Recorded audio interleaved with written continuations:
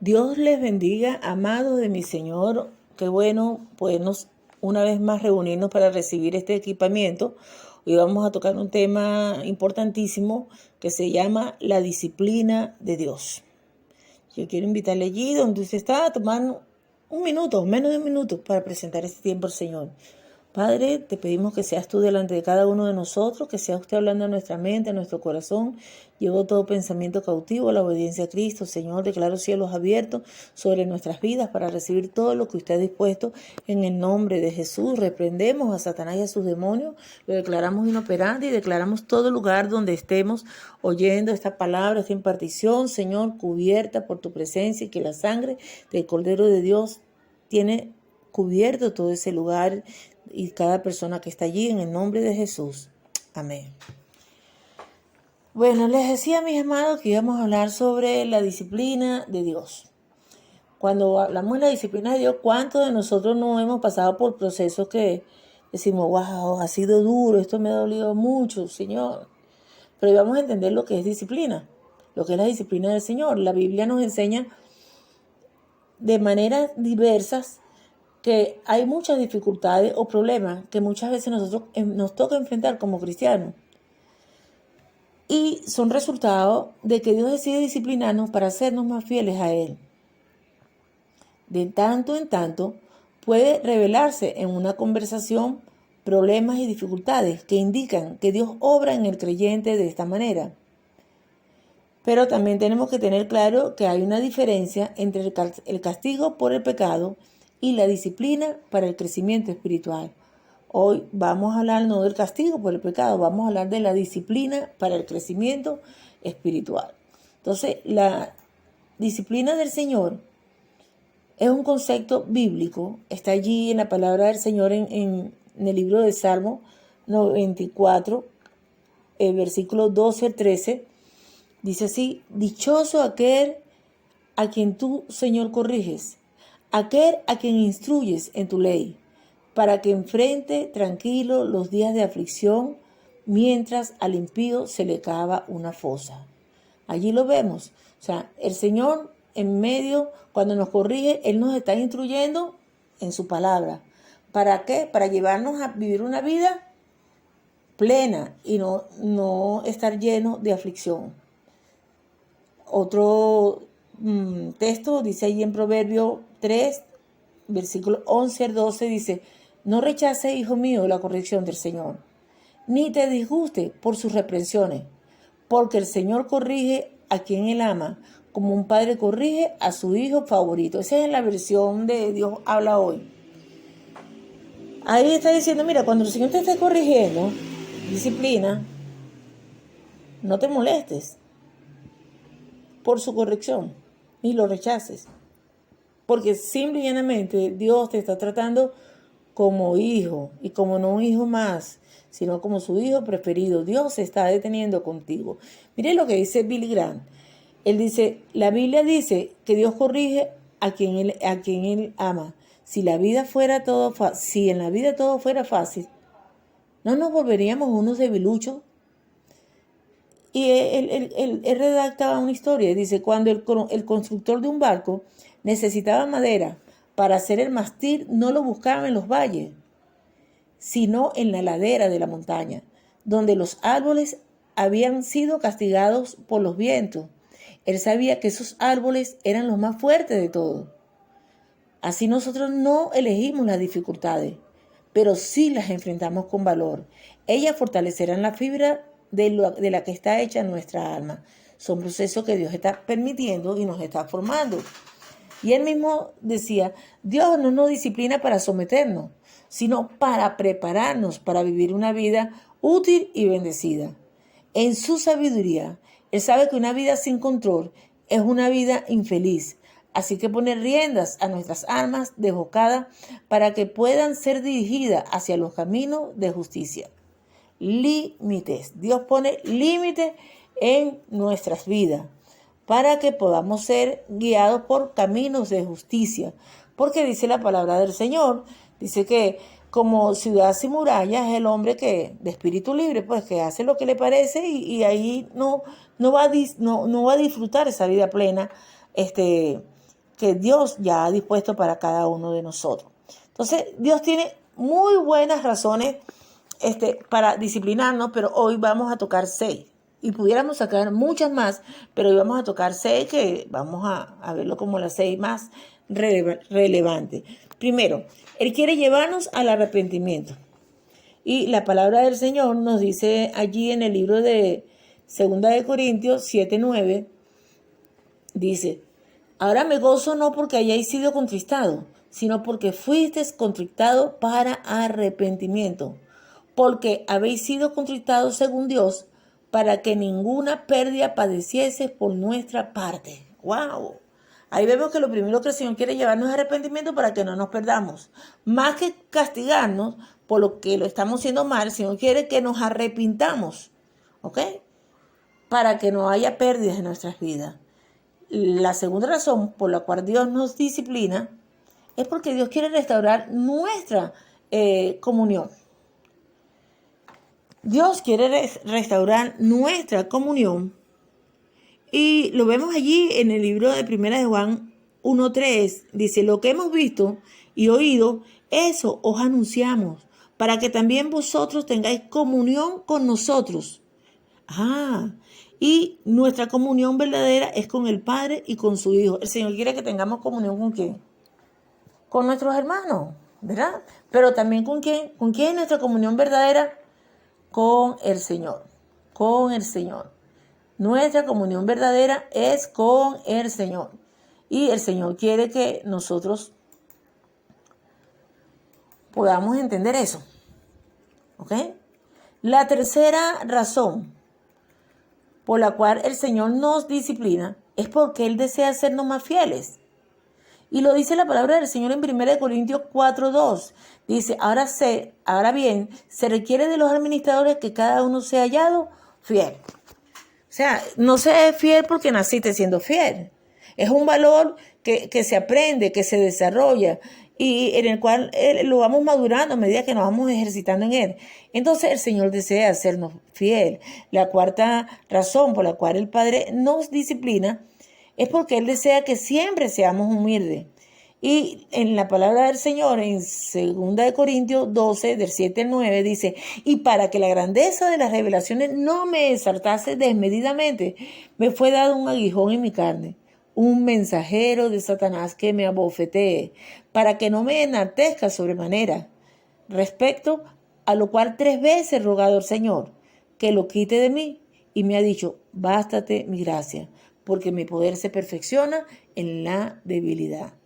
Dios quiere que seamos humildes y que realmente vivamos una vida creciendo en gracia, no confiando en nuestras propias capacidades, en que bueno, porque yo, no, sino en el Señor tenemos que, como dice el Señor, es necesario que nosotros menguemos para que el Señor crezca en nosotros. Amén. Es necesario que nosotros menguemos para que el Señor crezca en nosotros. Entonces el Señor le dice: no, te estoy dando un aguijón para que no te enaltezca. La quinta razón por la cual el Señor nos disciplina es porque Él desea enseñarnos discernimiento espiritual. No quiere que andemos llevándonos trancazos y creyendo en todo, no. Mire lo que dice la palabra del Señor en 1 Corintios 11, 31 al 32. Si nos examináramos a nosotros mismos, no se nos juzgaría. Pero si nos juzga el Señor, nos disciplina para que no seamos condenados con el mundo. Si nosotros estuviéramos bastante pendientes de lo que hacemos, ¿verdad? Si fuéramos disciplinados, mire, como obrero aprobado delante del Señor. Pero no dices allí: pero ¿quién es el que nos evalúa y el que nos va a disciplinar? El Señor. ¿Para qué? Para que usted y yo no seamos condenados. Entonces el Señor quiere que no andemos por allá como ignorantes, que no nos damos cuenta ni por qué lo hacemos, sino que tengamos discernimiento espiritual. Él desea enseñarnos discernimiento espiritual. Y la sexta razón por la cual Dios nos disciplina es porque Él desea prepararnos para un servicio más efectivo. O sea, Él no quiere que seamos ligeros en lo que hacemos. Y dice la palabra del Señor en 1 Corintios 15, 58. Así que, hermanos míos, amados, estar firmes y constantes, creciendo en la obra del Señor siempre, sabiendo que vuestro trabajo en el Señor no es en vano. O sea, el Señor quiere que seamos efectivos en lo que el Señor nos está demandando, en la comisión que el Señor nos entrega, y para eso tenemos que ser disciplinados. Ahora, ¿qué hacemos nosotros cuando nos llega una persona con este tipo de situaciones? ¿Cuáles son las estrategias para el aconsejamiento, para acompañar a esa persona en ese momento, esa persona que se nos está acercando y nos está hablando la situación que está pasando? Lo primero que tenemos que hacer es animar a esa persona, decirle que sí, que puede sentirse agradecida por la disciplina del Señor, porque el Señor lo está tratando como hijo. Y cuando Dios disciplina, no es porque usted es un bastardo, sino que usted es su hijo. Y lo dice la palabra del Señor en Hebreo 12:6.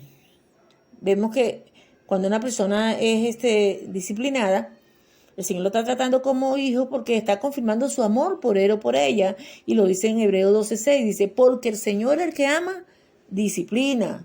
Lo segundo que entendemos, ¿verdad? Que el Señor lo está confirmando como hijo, es que dice que en Hebreo 12:8 dice, pero si se os deja sin disciplina, de la cual todos han sido participantes, entonces soy bastardo y no hijos. Vemos que allí, pues, cuando el Señor nos está disciplinando, nos está considerando que somos sus hijos. Confirma su amor por nosotros, confirma su relación con nosotros. Por eso es que nos está disciplinando. Y lo tercero que vamos a ver es que Él desea que nosotros respondamos en obediencia y fidelidad a Él.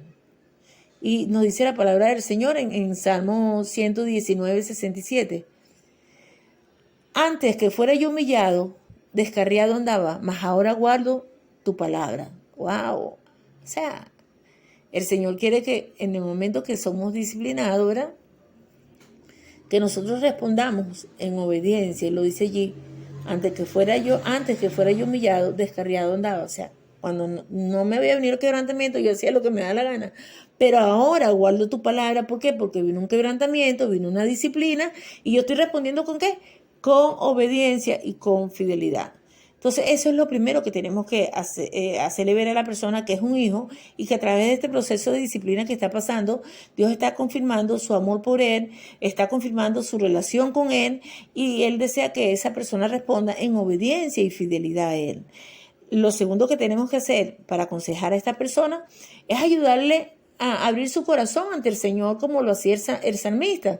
Y lo vemos allí en Salmo 139, 23, 24, que dice, examíname, oh Dios, y conoce mi corazón, pruébame y conoce mis pensamientos, y ve si hay en mí camino de perversidad, y guíame en el camino eterno. O sea, con sencillez, con sinceridad de corazón, nos humillamos y nos abrimos delante del Señor. ¿Hay alguna pregunta que nosotros podemos hacer para ayudar a esas personas?